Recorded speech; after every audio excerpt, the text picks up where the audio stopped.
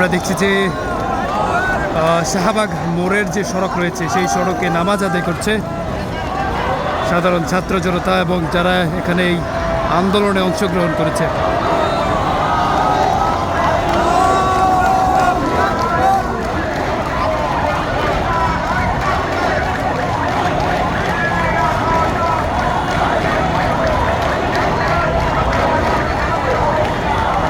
সবাই এক কাতারে হয়ে কাঁধে কাঁধ মিলিয়ে কিন্তু নামাজ আদায় করছে।